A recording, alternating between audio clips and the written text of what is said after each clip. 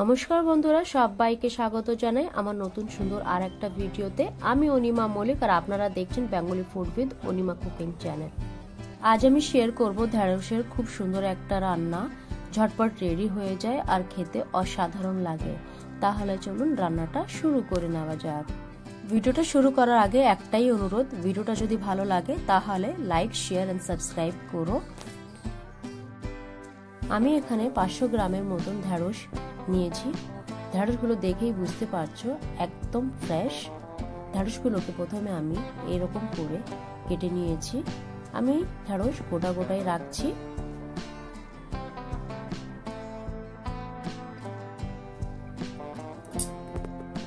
কড়াইটা ভালো করে গরম করে দিয়ে দিচ্ছি পরিমাণ মতন সরষের তেল। তেলটা যখন ভালো করে গরম হয়ে যাবে ফোড়নে দিয়ে দেবো গোটা জিরে। ফোড়নটা যখন ভালো করে ভাজা হয়ে যাবে দিয়ে দেবো ধুয়ে কেটে রাখা ঢেঁড়স। ঢেঁড়স দেওয়ার পরে 5-7 মিনিটের জন্য আমি ঢেঁড়সগুলোকে সুন্দরভাবে প্রথমে ভেজে নেব। ঢেঁড়সগুলোকে আগে যদি এরকম করে ভেজে নেওয়া যায় তাহলে লালা ভাবটা থাকবে না। ঢেঁড়সগুলো সুন্দর করে আমি এখানে ভেজে নিয়েছি। এখন অ্যাড করে দেব কেটে রাখা আলু। এখন 2-3 মিনিটের মতন আবার সবকিছুকে ভেজে নেব।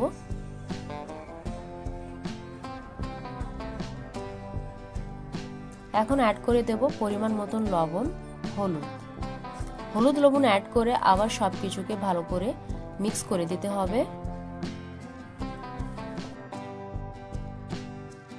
গ্যাসের ফ্লেমটা লো রেখেই আমি রান্নাটা করছি। লবণ হলুদ অ্যাড করার পরে 5-7 মিনিটের জন্য আরও আমি এটাকে ভেজে নিচ্ছি।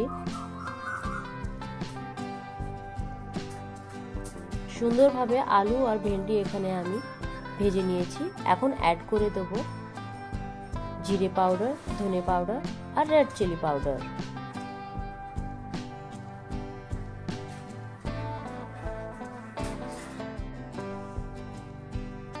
সব গুঁড়ো মশলা অ্যাড করে এখন সব কিছুকে আমি ভালো করে মিক্স করে দেব।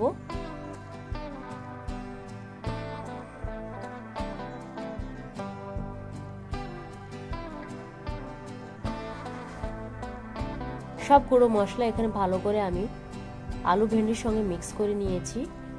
এখন দিয়ে দেব কেটে রাখা পেঁয়াজ, লঙ্কা আর টমেটো। আমি এখানে 2টো টমেটো ইউজ করছি। টমেটোর পরিমাণটা একটু বেশি রেখেছি, খেতে বেশ ভালো লাগবে। এখন সব কিছু ভালো করে এখানে আমি মিক্স করে দেব। যখন সব কিছু ভালো করে এখানে মিক্স হয়ে যাবে ঢাকা দিয়ে রেখে দেব মাত্র 2-3 মিনিটের জন্য।